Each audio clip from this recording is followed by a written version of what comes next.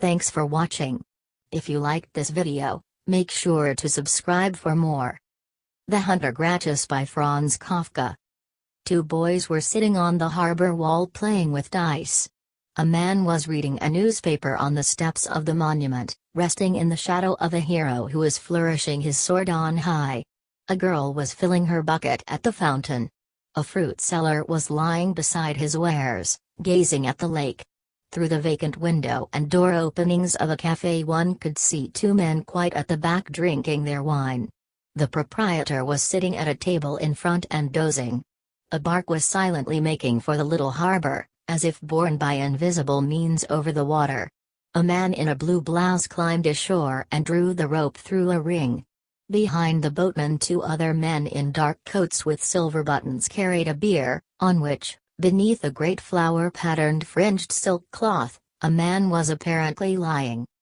Nobody on the quay troubled about the newcomers, even when they lowered the bier to wait for the boatman, who was still occupied with his rope. Nobody went nearer, nobody asked them a question, nobody accorded them an inquisitive glance. The pilot was still further detained by a woman who, a child at her breast, now appeared with loosened hair on the deck of the boat. Then he advanced and indicated a yellowish two-storied house that rose abruptly on the left near the water. The bearers took up their burden and bore it to the low but gracefully pillared door. A little boy opened a window just in time to see the party vanishing into the house, then hastily shut the window again. The door too was now shut. It was of black oak, and very strongly made. A flock of doves which had been flying around the belfry alighted in the street before the house. As if their food were stored within, they assembled in front of the door. One of them flew up to the first story and pecked at the window pane. They were bright-hued, well-tended, lively birds. The woman on the boat flung grain to them in a wide sweep. They ate it up and flew across to the woman. A man in a top hat tied with a band of black crape now descended one of the narrow and very steep lanes that led to the harbor. He glanced around vigilantly. Everything seemed to distress him, his mouth twisted at the sight of some offal in a corner. Fruit skins were lying on the steps of the monument. He swept them off in passing with his stick. He rapped at the house door, at the same time taking his top hat from his head with his black gloved hand. The door was opened at once, and some 50 little boys appeared in 2 rows in the long entry hall, and bowed to him. The boatman descended the stairs, greeted the gentleman in black, conducted him up to the first story, led him around the bright and elegant loggia which encircled the courtyard, and both of them entered, while the boys pressed after them at a respectful distance, a cool spacious room looking toward the back, from whose window no habitation, but only a bare, blackish-gray rocky wall was to be seen. The bearers were busied in setting up and lighting several long candles at the head of the bier, yet these did not give light, but only disturbed the shadows which had been immobile till then, and made them flicker over the walls. The cloth covering the bier had been thrown back. Lying on it was a man with wildly matted hair, who looked somewhat like a hunter. He lay without motion and, it seemed, without breathing. His eyes closed, yet only his trappings indicated that this man was probably dead. The gentleman stepped up to the bier, laid his hand on the brow of the man lying upon it, then kneeled down and prayed. The boatman made a sign to the bearers to leave the room. They went out, drove away the boys who had gathered outside, and shut the door. But even that did not seem to satisfy the gentleman. He glanced at the boatman understood, and vanished through a side door into the next room. At once the man on the bier opened his eyes, turned his face painfully toward the gentleman, and said, "Who are you?" Without any mark of surprise the gentleman rose from his kneeling posture and answered, "The burgomaster of Riva." The man on the bier nodded, indicated a chair with a feeble movement of his arm, and said, after the burgomaster had accepted his invitation, "I knew that, of course, burgomaster. But in the first moments of returning consciousness I always forget, everything goes around before my eyes, and it is best to ask about anything even if I know. You two probably know that I am the Hunter Gracchus." "Certainly," said the burgomaster. "Your arrival was announced to me during the night." We had been asleep for a good while. Then toward midnight my wife cried, "Salvatore, that's my name, look at that dove at the window." It was really a dove, but as big as a cock. It flew over me and said in my ear, "Tomorrow the dead Hunter Gracchus is coming, receive him in the name of the city." The hunter nodded and licked his lips with the tip of his tongue. "Yes, the doves flew here before me. But do you believe, Burgomaster, that I shall remain in Riva?" "I cannot say that yet," replied the Burgomaster. "Are you dead?" "Yes," said the hunter, "as you see. Many years ago, yes, it must be a great many years ago, I fell from a precipice in the Black Forest, that is in Germany, when I was hunting a chamois. Since then I have been dead." "But you are alive too," said the Burgomaster. "In a certain sense," said the hunter, "in a certain sense I am alive too. My death ship lost its way, a wrong turn of the wheel, a moment's absence of mind on the pilot's part, the distraction of my lovely native country. I cannot tell what it was, I only know this, that I remained on Earth and that ever since my ship has sailed earthly waters. So I, who asked for nothing better than to live among my mountains, travel after my death through all the lands of the earth."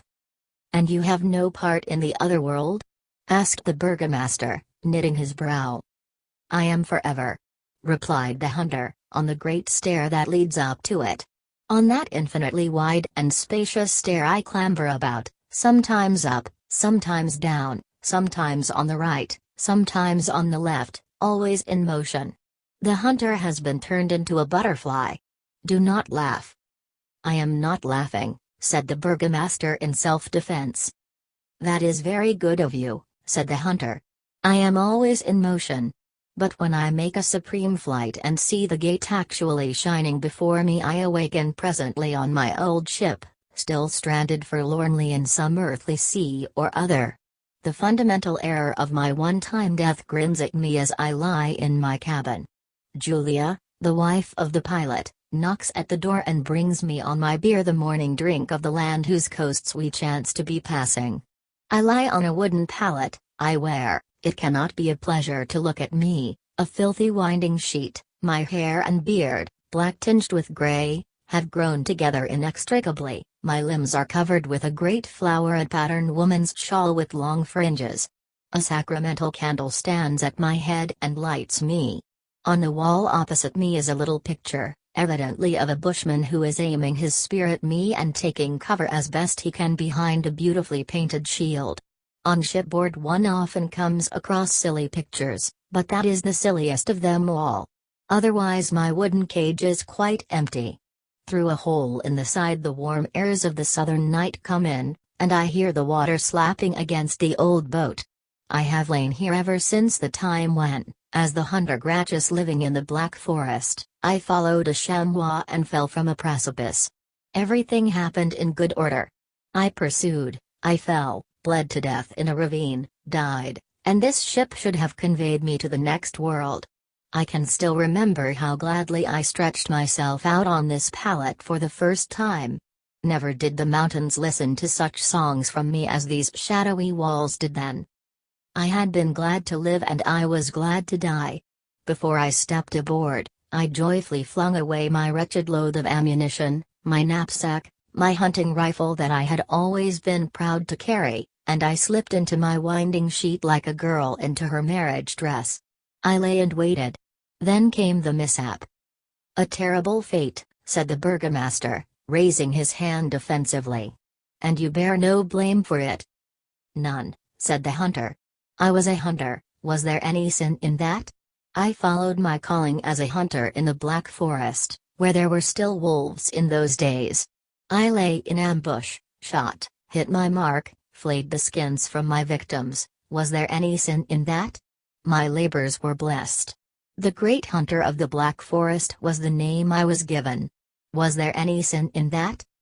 "I am not called upon to decide that," said the Burgomaster, "but to me also there seems to be no sin in such things. But then, whose is the guilt?" "The boatman's," said the hunter. "Nobody will read what I say here, No one will come to help me. Even if all the people were commanded to help me, every door and window would remain shut, everybody would take to bed and draw the bedclothes over his head, the whole earth would become an inn for the night. And there is sense in that, for nobody knows of me, and if anyone knew he would not know where I could be found, and if he knew where I could be found, he would not know how to deal with me, he would not know how to help me. The thought of helping me is an illness that has to be cured by taking to one's bed. I know that, and so I do not shout to summon help, even though at moments, when I lose control over myself, as I have done just now, for instance, I think seriously of it. But to drive out such thoughts I need only look around me and verify where I am, and, I can safely assert, have been for hundreds of years. Extraordinary, said the burgomaster. Extraordinary. And now do you think of staying here in Riva with us? I think not, said the hunter with a smile, and, to excuse himself, he laid his hand on the burgomaster's knee. I am here, more than that I do not know, further than that I cannot go. My ship has no rudder, and it is driven by the wind that blows in the outermost regions of death. Thanks for watching. If you liked this video, make sure to subscribe for more.